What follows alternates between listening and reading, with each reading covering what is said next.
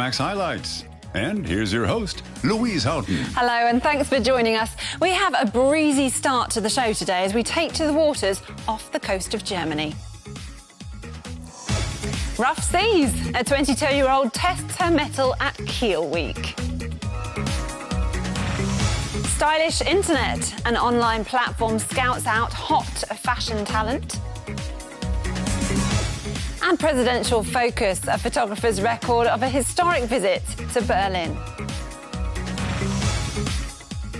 A mixed-gender sailing crew is being introduced for the first time at the Summer Olympics 2016. Now is the time that sportsmen and women are teaming up to prepare for the big event. With 3 years still to go, there are several competitions around the world where teams can perfect their skills. And one of the largest of them all is the Kiel Regatta, held on the Baltic Sea coastline. We accompanied one ambitious competitor on her quest to make it to the top. White sails as far as the eye can see. For 1 week every year, the Kiel fjord is packed with sailing ships and boats. This year, for the first time, the regatta will feature a new type of catamaran, the Necra 17, with a mixed crew. Lisa Rattemeyer, a member of Germany's national sailing team, came up with an unusual way to find a partner for the competition. Ich bin Lisa. Ich brauche noch jemanden. Hi, I'm Lisa, and I need a man, someone who will be with me for a long time, not just for the Kiel Weeks events, but until 2016. That's when the Olympic Games start in Rio. And thanks to that video, she did find a partner, Italian Olympic sailor Pietro Sibello. He and his brother Gianfranco have been sailing competitively for 15 years. It all went so smoothly. I thought there'd be a huge difference working with Lisa, but it's turned out better than I expected. He shouldn't have been so surprised. Sibello's family is certainly no stranger to women from Kiel. His father took part in the sailing events that were held here as part of the 1972 Olympics. My father came here from Italy to compete, and he met his future wife here. She was 18 years old at the time and worked at the Olympic Centre. My father didn't win any medals, but he did find a wife, so it all worked out fine. But Lisa Rattemeyer and Pietro Sibello are focused exclusively on sailing. The Kiel Regatta will be the first time they've worked together. They trained for about a month and got along fine.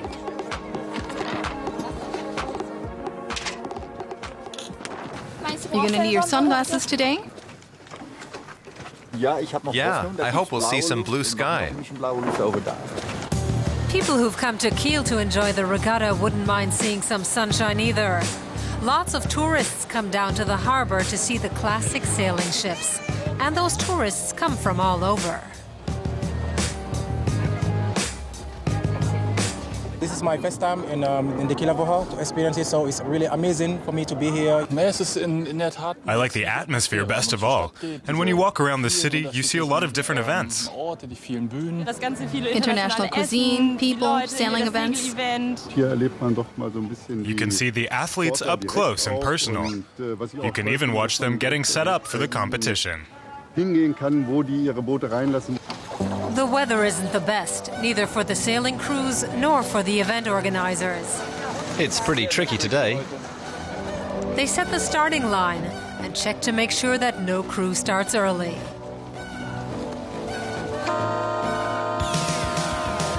The German-Italian team had a bit of a slow start, but fought its way to the front in the first round. Lisa had a hard time with the turning maneuvers.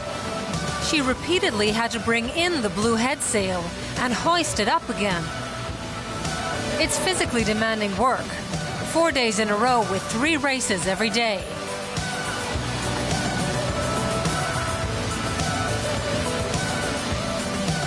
And there were a few accidents along the way, like the time they collided with an Argentine boat.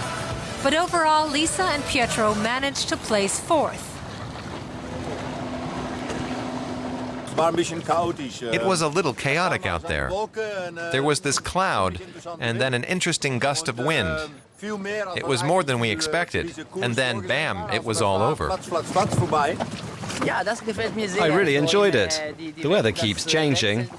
Well, okay, not when it's cold and rainy, but the wind was quite good.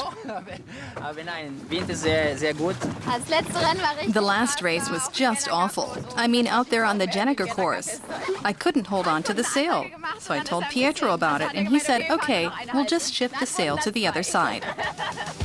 Lisa and Pietro have to learn to work together a little more closely. But they did make 8th place in the overall standings, and that's not a bad start. I really enjoyed it. I can learn a whole lot from Pietro. That's important too. I think I've really found the right partner.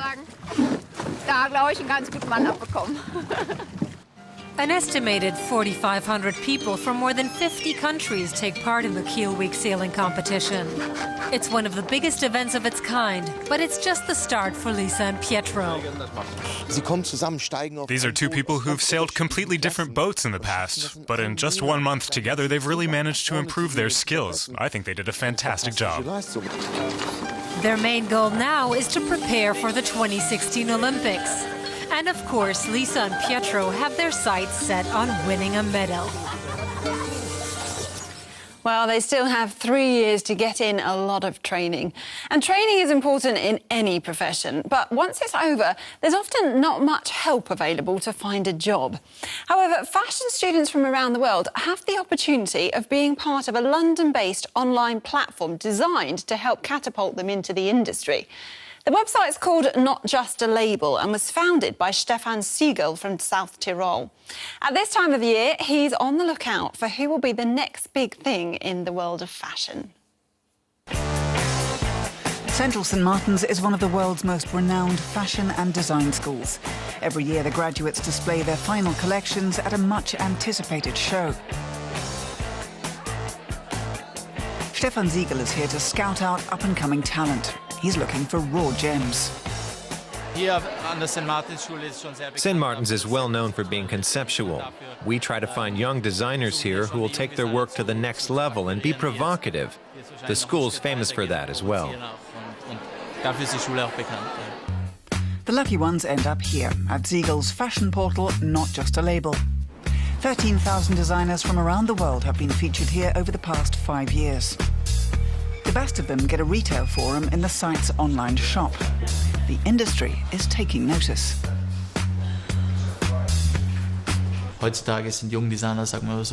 Young designers are the new trend, so to speak. The plat du jour. So everyone wants to work with them. It starts with the big companies. They all want to do a young designer project, and all the big labels have a young designer award. Often we co-sponsor these awards.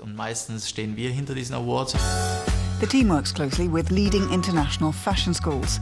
When Not Just a Label broadcasts the Florence-based Polymode School show, more than 5,000 viewers tune in to watch the event live. Head scout Robert Cavell-Clark notes down the most promising talents. I mean, we say we look for sort of two things, like quality and creativity. So things that are different, something that's new, and yeah, I mean, for grad shows, I mean, you can see quite quickly, I mean, certain schools have different styles and different aesthetics, so ones like this, like the quality's really high. So, I mean, all of them are really good. The talent scouts were particularly impressed with this man. James Kearns makes leather shoes in his London studio, but he never went to a fashion school. Instead, he taught himself how to do it. Now he sells his designs at the Not Just a Label online shop. A pair goes for about €450. James is a great example of a new direction in fashion design. He creates luxury items that are completely different. They're homemade pieces and obviously not as affordable as the sneakers you can get on the high street. But it's a new concept, and I think he's really innovative. For Stefan and Robert, regular visits to their designers' workshops are all part of the job. Swedish designer Fanny Schiavo was one of the first to be featured on Not Just a Label 5 years ago. Since then, her career has taken off. Her jewellery has been ordered by superstars like Rihanna and Lady Gaga. Rihanna, I was working on her world tour I ended up working as her assistant creative director, and the first time I met her, she walked on set and she pointed at me and she's like, yes, this is what I want for my video tomorrow. Is it still about luxury, or do I want to wear something no one else has? I think individuality or luxury has changed. So young designers are great because there are only one or two of their pieces out there. The stars know that, and now so do many consumers. For budding talents, Not Just a Label offers the chance to present their designs to a wider audience and the opportunity to be discovered and make contacts in the fashion world. We don't really know how to apply or how to create our own label. I really feel that it could really be a platform forward to get involved with a fashion label. Whenever you have people interested in your work, you get inspired to create more. So I think that is definitely something that's, pushing along the lines of going that direction. More than 500,000 people check out Stefan and Robert's discoveries every month. Not Just a Label has become an influential platform, showcasing tomorrow's designers today. Now, as I'm sure you may know, Mont Blanc is the tallest mountain in Europe at a height of 4,810 metres. Reaching the summit is a long and arduous challenge across ice and snow, and most people need an overnight break on the way. Well, 800 metres from the top, a new shelter has been built that cost around €7 million, and there's only one way to get up there: on foot. It's an arduous journey that requires hours of clambering over snow and ice. But the destination is always in view.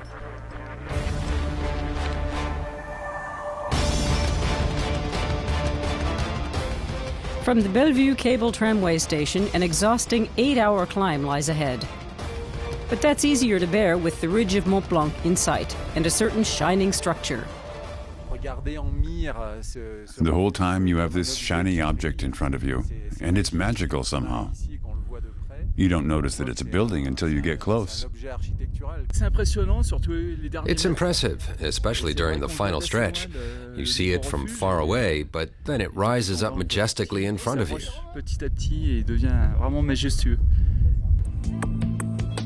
The planning stage alone took 5 years. It's an unusual building located at an elevation of almost 4,000 meters.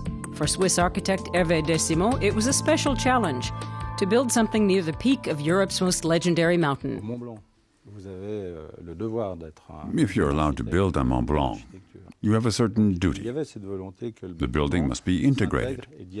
It must have a sort of dialogue with the snow and ice and the mountain. And it must be able to sustain wind speeds of up to 300 kilometers an hour. The rounded aerodynamic form channels snowdrifts around the back of the building. The builders also stressed sustainability. There are solar panels, and drinking water comes from melted snow. Desimot says he hopes this will inspire people. If you can build something that's fully energy independent at 4,000 meters altitude, then there's no reason not to build it in the valley, in the cities too. This building is a message to the whole world.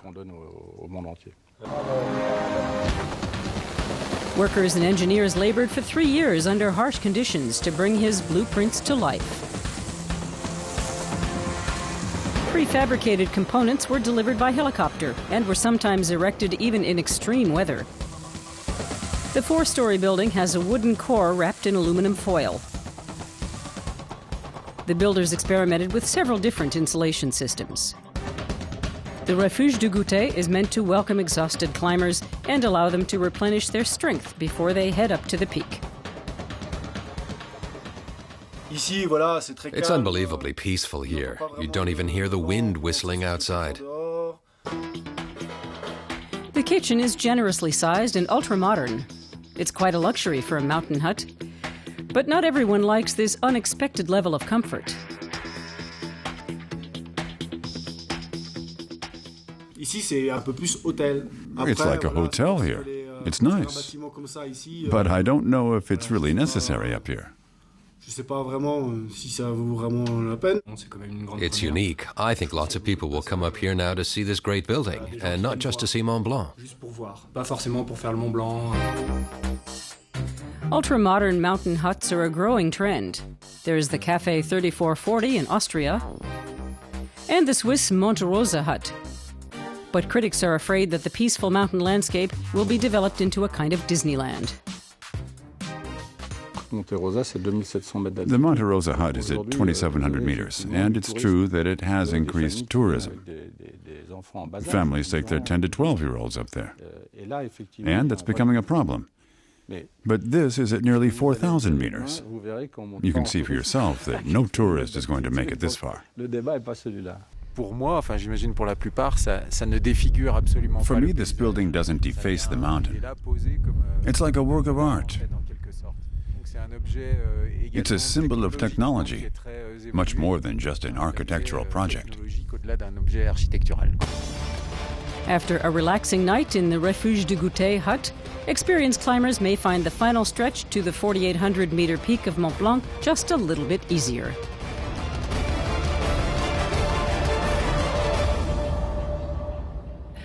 And back down the mountain, we travelled over to Dubrovnik, one of the most popular cities in Croatia.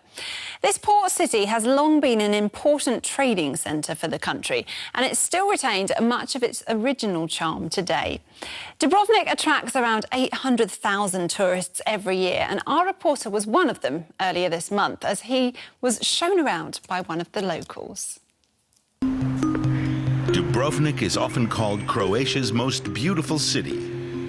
The port on the Adriatic Sea has about 40,000 residents and is the country's most popular tourist destination. Magnificent buildings bear witness to the city's long history. It was founded in the 3rd century AD. In 1979, UNESCO declared Dubrovnik's entire Old City district a World Cultural Heritage Site. The city has inspired artists for centuries. That includes Maja Kovacevic, a 33-year-old painter who was born here. Dubrovnik is special because it has a strong bond between history and culture.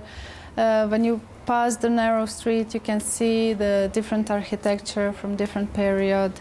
You can see lots of different foreigners coming here, and by that lots of different cultures are meeting together. You can get a good overview of Dubrovnik by taking a walk along the top of the city wall, which runs for almost 2 kilometers. It's up to 25 meters high and dotted with defensive towers and forts. Most of these fortifications were built in the 14th century. At that time, Dubrovnik controlled trade in the Adriatic. An elevated walk around the old city is well worth the time. People should come on the city walls because they can see the different Dubrovnik from a different angle. I like to see the hidden gardens, which you cannot see when you're walking down the street. I like to see the red roofs, which is also one of the theme of my paintings. The Stradun is the district's main street.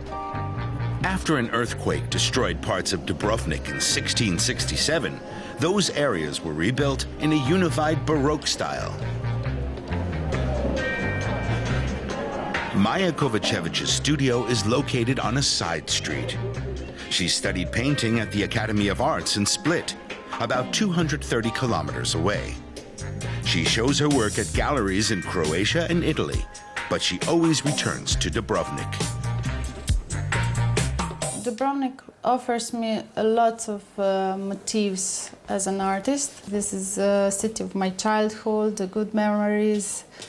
So I know lots of corners I have in my head, so when I come to my studio, I just put the canvas and imagine that place I was being just a few moments ago, and I paint. One of the most important buildings in Dubrovnik is the Rector's Palace, built in Gothic and Renaissance styles in the 15th century.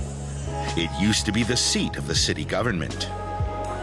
Another late Gothic and Renaissance building is the neighboring Sponza Palace, where merchants once gathered to do business. Surge Mountain rises on the outskirts of the Old City. You can reach its 400-meter summit on a 1-hour hike, or in just a few minutes with the cable car.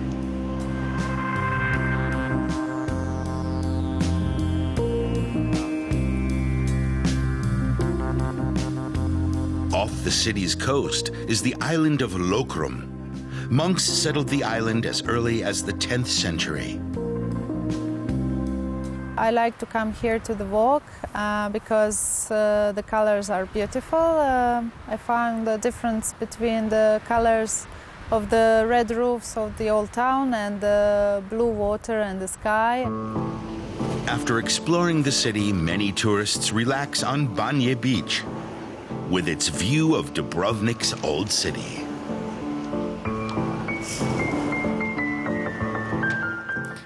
Now, June the 26th marked the 50th anniversary of President John F. Kennedy's historic visit to Berlin. Kennedy was welcomed by huge crowds who turned out to hear what would become the most famous speech of his career, thanks to one single line. There to document it all was photographer Ulrich Mack. One of the most famous speeches in history, documented by photographer Ulrich Mack. The whole city went crazy. It was like people were floating on champagne. These days they'd spray beer around. It was just crazy. It was a shower of emotions. Press photographer Ulrich Mack was 28 years old, on assignment for a popular German magazine called Quick. Covering John F. Kennedy's trip to Germany, he tracked every move the president made. I had no idea about politics. I just found it great to have a job where I was a part of international media events. This was the first really big story for Quick, so I had to do a top job of it.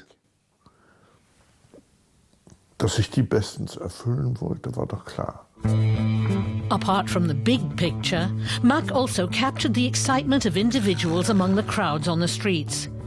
So as not to miss a thing, he came well prepared. I had 6 Leicas with me, 3 around my neck, 1 dangling from this elbow, 1 from the other, so I could swing them up easily. The cameras saved the day for me. I used the TV crew's positions. That was all I had. And that's how I was able to take all the pictures. Kennedy in Berlin is the title of a new book of photos carefully compiled from Ulrich Mack's archives. Many of the images have never been published before. The book's release has been timed to coincide with the 50th anniversary of Kennedy's landmark visit. You're only as good as the last work you submitted. This stuff had been in my cellar for 50 years. I'd forgotten about those photos. I really had. In his career, Ulrich Mack didn't seek the limelight. His portraits of the likes of singer-actress Hildegard Knef, Bavarian State Premier Franz Josef Strauss, and conductor Claudio Abbado were informal and were the exception rather than the rule. Mack has always had a variety of subjects in focus: the industrial architecture of the Ruhr Valley in the 1950s, and the lives of ordinary people, as seen in this book, comparing island residents in Germany and the US. The great thing is getting the subject, heart and camera all in line at the moment of the shot. Im Moment der Aufnahme Sujet und Herz und Kamera in eine Linie kriegt. Cartier-Bresson taught us about the decisive moment, or image à la sauvette. That's the crucial thing, and that's what I tried to capture. Und das habe ich versucht. In 1964, Mack's series on wild horses in Kenya won him a World Press Photo Award. This picture won first prize in the artistic press photo category. Just 1 year before, Mack had travelled to Berlin to capture the pivotal visit of John F. Kennedy. His new book, which documents that visit, makes it clear that with his photos, Ulrich Mack made his own contribution to history. And in the German capital, we've been producing Euromaxx for 10 years now. The first one went out on the 30th of June 2003, and tomorrow we will be celebrating with an extra special show. So I hope you can join us for that. For now, though, from all of us here, take care and goodbye.